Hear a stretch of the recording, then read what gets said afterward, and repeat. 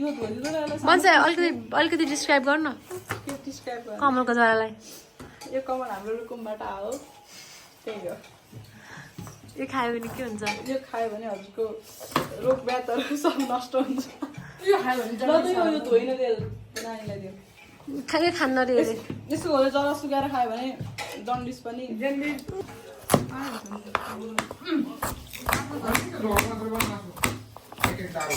1000 रुपैयाँ ठेली काट्नु पर्ने यो कमल गाँको कोइरालो गछ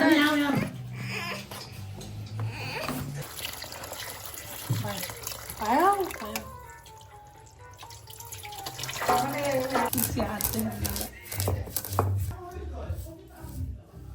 यो भन्दा मिक्सचरमा एकछिन खुवाइए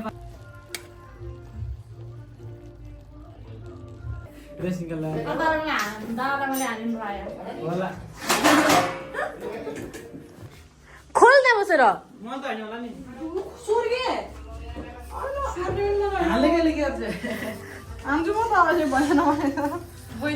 हाम्रो कमलको अचार रेडी हुँदैछ एकछिन हामीले के अरे कोइरालो पनि मिसाएको छौँ आलु पनि मिक्स गरेका छौँ किनभने कमल थोरै थियो यो चाहिँ कमल हो यसरी अचार बनाउँदा छोडाएर भाइ बहिनीले छोडाउँदैछन् कस्तो लागिरहेछ तिमीहरूलाई पहिला अर्ग्यानिक गरेर खानु आउँदा एकदम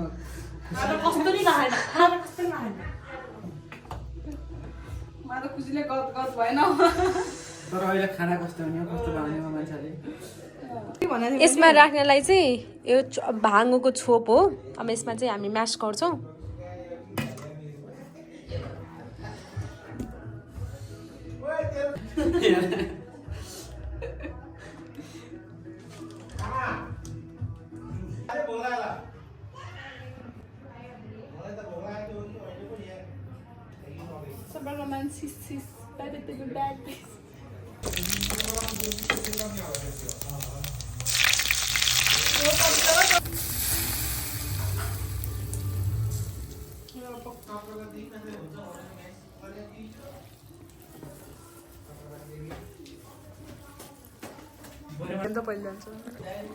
म चाख्दै गर्छु है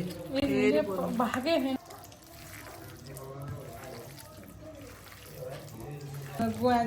चामल पायो त्यसबाट पायो